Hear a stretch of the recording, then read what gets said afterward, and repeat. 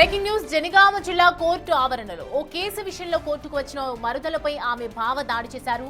సిద్దిపేట జిల్లా చేర్యాల మండలం చుంచనకోట గ్రామానికి చెందిన బూడిద అర్చనకు అదే గ్రామానికి చెందిన అశోక్తో 12 ఏళ్ల క్రితం వివాహం జరిగింది. అయితే 4 సంవత్సరాల క్రితం జరిగిన కుటుంబ గొడవల నేపథ్యంలో భర్త అశోక్ మృతి చెందాడు.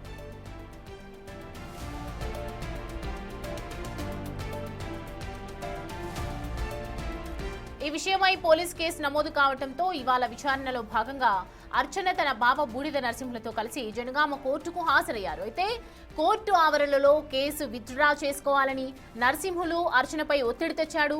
ఈ క్రమంలో ఇద్దరి మధ్య తీవ్ర వాగ్వాదం చోటు చేసుకుంది. ఆగ్రహంతో నరసింహులు బండరాయితో అర్చన తలపై బాధాడు. ఈ దాడిలో గాయపడిన అర్చనను జనగామ హాస్పిటల్ కు తరలించారు పోలీసులు. నిందితుడు నరసింహులను పోలీసులు అదుపులోకి తీసుకుని ప్రస్తుతం దర్యాప్తు చేస్తున్నారు.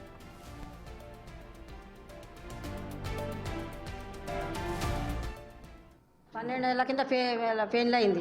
ఇక ఏమైనా కానీ మా బిడ్డకు వీళ్ళే ఇక్కడ మా అల్లునికి నేర్పి చేసి వీళ్ళిద్దరికి దూరం చేసారు. అల్లుమూలకు దూరం చేసి అల్లుడు పోయిండు.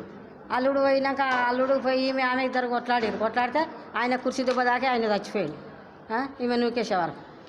ఇగో వీళ్ళే నడుమ మధ్య ఈ నడుమ యారాన్లు ఆడబిడ్డ పెద్ద ఆడబిడ్డ ఇవి నాగపూర్తో చెల్లి ఉన్నది.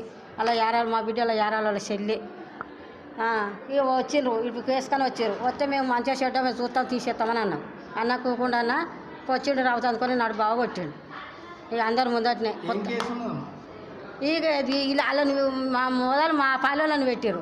పెడితే ఆ కేసు జరిగింది. ఆ కేసు పోయినాక మళ్ళీ ఇప్పుడు వీళ్ళను మా బిడ్డ పెట్టింది. ఇలా చిన్న కేసే. ఎందుకని అంటే ఎవరు కొట్లాడిండ్రు మల్లుడు దావకముందుగా మల్లుడు ఉండగానే గట్లా మా ఊరికి వచ్చి మల్లుడు దాడి చేసిండు. పెద్దలు వెళ్ళి చేసిండు. మా పాలెలను కొట్టిండు తిట్టిండు.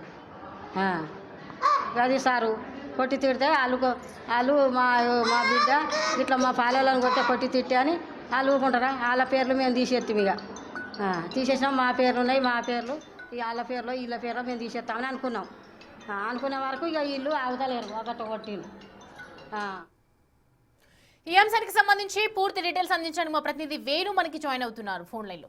వేణు, అసలు ఏం జరిగింది? పోలీసులు ఏం చెప్తున్నారు? ఎందుకు దాడి చేయాల్సిన అవసరం ఉంది? డీటెయిల్స్ ఏంటి?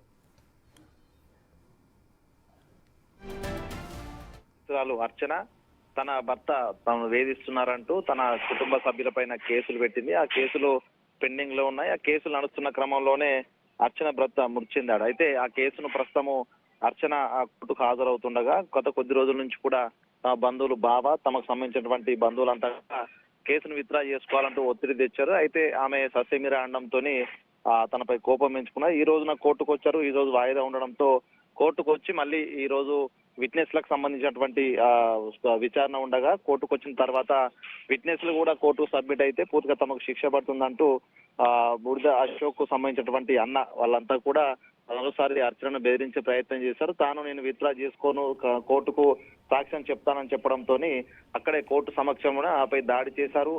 తిరిగి వెళ్తున్నటువంటి అర్చనపై ఒక బండరాయితో తలపై కొట్టి చంపే ప్రయత్నం చేశారు. సో అక్కడంతా కేసుకు గురైనటువంటి దాడి చేసిన వ్యక్తులే ఉండడంతో కూడా ఎవరు అడ్డుకునే ప్రయత్నం చేయలేదు. అప్పటికే స్థానికులంతా గుమిగూడడంతో ప్రస్తుత ప్రాణాపాయం నుంచి అర్చన బయటపడింది. తనను వెంటనే పోలీసులు స్థానికులంతా కూడా ఆసుపత్రికి తరలించి చికిత్స అందిస్తున్నారు. ఇక ఈ విషయం లోపల పోలీసులు కూడా దాడి చేసినటువంటి వ్యక్తిపై తనకు సహకరించిన మరో ముగ్గురిపై కూడా పోలీసులు కేసు అయితే నమోదు చేశారు. ఈ విధంగా కాంప్రమైజ్ కోసము బెదిరించడము, అదే విధంగా హత్యా ప్రయత్నం చేయడంతో మరో కేసు నమోదు చేస్తామంటూ కూడా పోలీసులు చెప్తున్నారు. మొత్తానికి రాజీ పడలేదనేటువంటి కోపంతోనే దాడి చేసి చంపే ప్రయత్నం చేయడం, అది కోర్టు ప్రాంగణంలో చేయడంతోనే ప్రస్తుతం ఈ ఘటన అయితే సంచలనంగా మారింది. దీనికి సంబంధించి పోలీసులు అయితే ప్రస్తుతం కేసు నమోదు చేసుకుని దర్యాప్తు చేస్తున్నారు. సౌమ్య, ప్రస్తుతం ఆమె పరిస్థితి ఏ విధంగా ఉంది వేణు?